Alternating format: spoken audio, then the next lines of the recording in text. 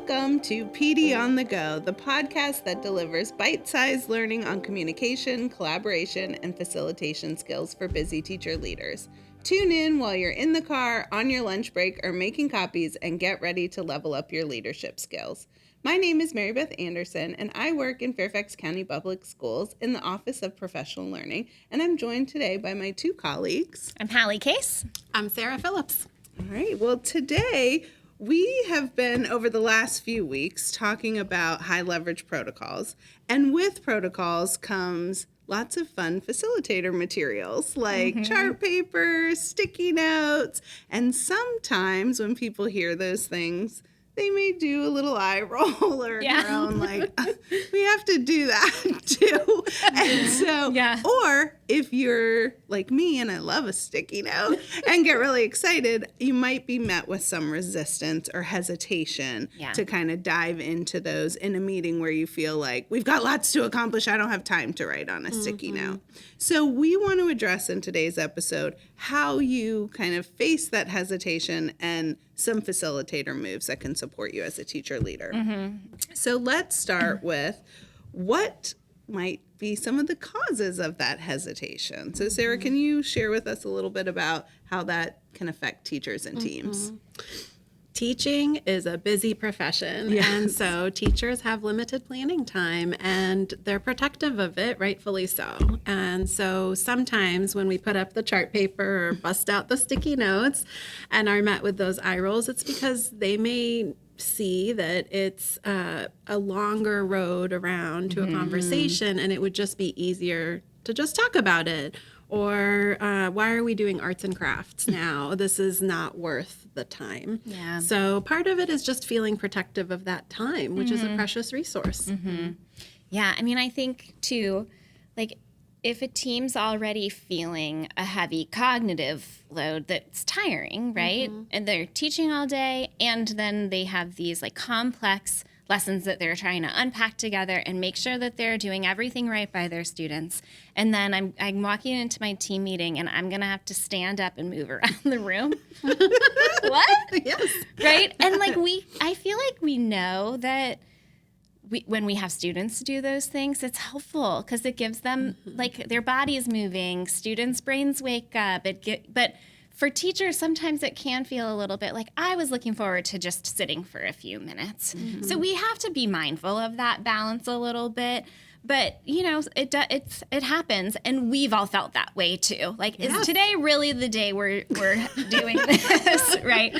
And sometimes it's sort of like read the room and say, okay, well, maybe not today. But sometimes what's the benefit? If it's worth it, then let's push through. And I think that's really what we'll get into next is like, how do you push through? Yeah, and outweigh those consequences of not doing it or doing it when you need to. Right. So both of the things you talked about, and when we're thinking about adult learners, empathy comes up for me, that as a teacher leader, we would have to push through this and maybe lead with some empathy. Yeah. So why might we need to lean on that to address this situation when we say, okay, we're going to put our barriers on chart paper and do a gallery walk, and you get that groan? Yeah.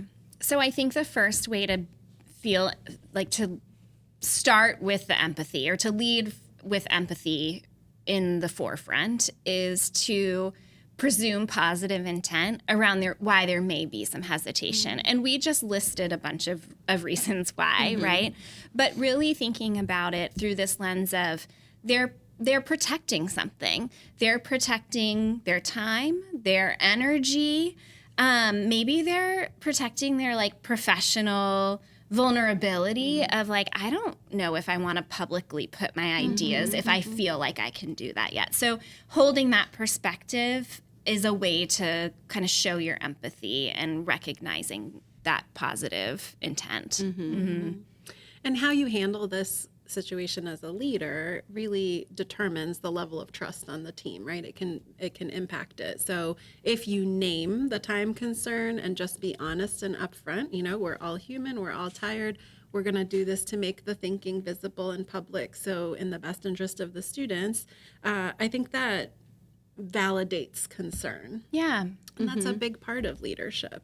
Yeah, and it might negate a little bit of that compliance only, right? So that they really can put that thinking out there and be vulnerable to post their idea on the chart paper versus I'm just going to write something to be done with this. I'm not really engaging. Yeah, that's true. That's a good point. So let's think about what could be for a teacher leader some facilitator moves. Like we've sort of got the mindset to bring, but what can we do facilitator wise? So we have 3 ideas for this, and I just sort of felt the thought of a 4th one. Okay. So I'll leave that in. Wonderful. So the first is like just own it. Own that it might feel clunky, especially if your team has never done it before, right? So just say, and Sarah, you sort of modeled this earlier, like I know that putting out sticky notes and making our thinking public in the room can feel like one more thing. And here's why it's important, and we're going to give it a try today. So just say it up front. My second one that makes it 4 that I was going to slide in is like sometimes when we're presenting PD and encouraging people to try a new skill, we tell them like, blame it on us. Say like, hey, I learned this thing from a team and I want to try it. Like say, oh, I listened to this podcast episode. Like, do you mind if I try it? And if you're vulnerable to say like, I'm curious about this thing I learned, would you give it a shot with me? That can kind of recruit people to want to try it with you. Builds a little trust too. Yeah, right? Absolutely. So those were some ideas, but there's a few more. Sarah, what do you think? I think another one, and we touched on this a little bit earlier, is naming the purpose. So what's the purpose of the protocol? We didn't just pull out a random protocol to use the sticky notes, although I love my sticky notes, just like you heard about. We're going to stock and post it. Yes, right.